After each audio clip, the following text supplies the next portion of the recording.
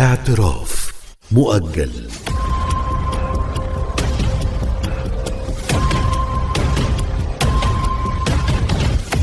اعتراف مؤجل. اعتراف مؤجل. اعتراف مؤجل.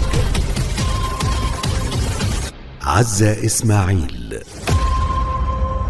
في هذا البرنامج نحن لا ندين بل ننصف، ولا نحاكم بل نستخرج ما تأجل قوله.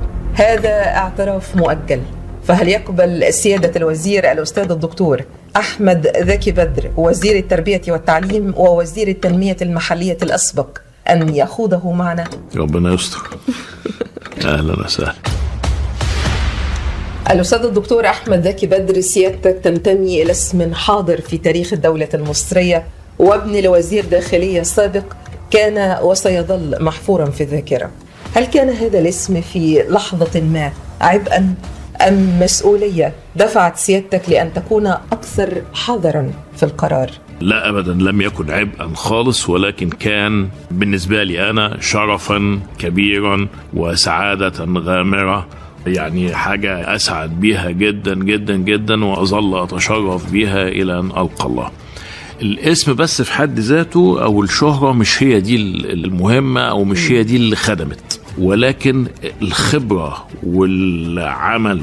وأنا عايش في بيت يعني وشايف قدامي عن قرب بقى جدا، يعني درس خصوصي 24 ساعة عن اتخاذ القرار، عن اتخاذ القرار، عن شدة أو قوة التحمل، عن إنه إزاي يراعي ربنا، إنه إزاي لا يميز بين الناس إلا بالحق، عن حاجات كتيرة جدا. دي كلها بعضها أنا شايفها قدامي، نموذج حي قدامك كده تشاهد وتخزن بداخلك. فطبعا ومن الصغر، وبالتالي يعني سيادتك بتعترف أن هذه المسؤولية دفعت سيادتك لأن تكون أكثر حذرا في اتخاذ أي قرار في هذه المسؤوليات، حذرا وسرعة.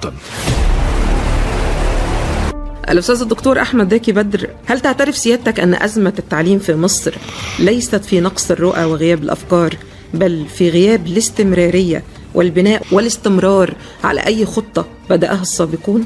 أولا التعليم القرار فيه أو التطوير فيه تظهر نتائجه، لا تظهر في يوم وليلة ولا تظهر في سنة، لأنه على ما ابتدي أغير في التعليم وابتدي أغير في حاجة بتاخد سنوات. الواحد بيدخل مدرسة ويتعلم ويعمل وياخد ابتدائي واعدادي وسنة وبتاع، لما يظهر أثر التعديل ده بتاخد سنوات طويلة. طبعا إن أنا أغير بقى وارجع أشيل حاجة وارجع أحط بدلها حاجة وارجع ابتدي ثاني من الأول والحاجات دي، طبعا دي بتأخر الوصول إلى النتائج.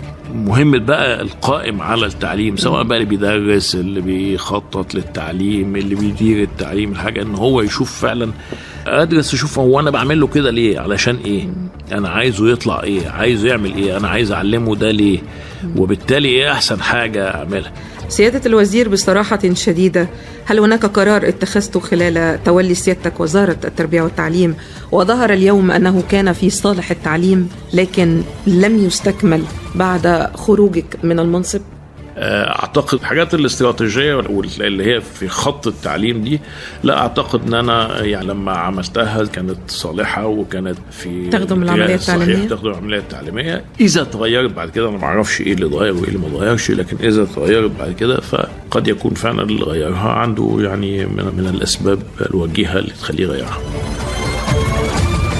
سياده الوزير، بعد مرور الوقت هل تعترف أن أزمة التنمية المحلية في مصر أقرب لأزمة إدارة التنفيذ من كونها أزمة تشريعات؟ في حاجات كتير جدا مش بس في التنمية المحلية، إنه قد يكون في يعني تعديلات مطلوبة في بعض التشريعات أو في قصور في بعض التشريعات، لكن الحقيقة الأهم هو زي ما حضرتك بتقولي فعلا كده التنفيذ.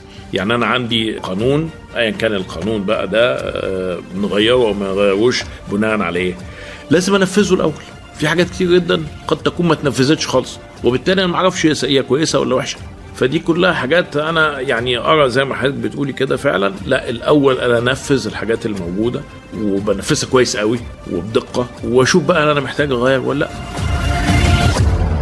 وبعيدا عن المناصب وبعيدا عن الوزاره، هل هناك اعتراف انساني في حياه الاستاذ الدكتور احمد ذكي بدر تاجل قوله طويلا ويرى أن الوقت قد حان للإفصاح عنه وبهدوء بعيدا عن الأضواء؟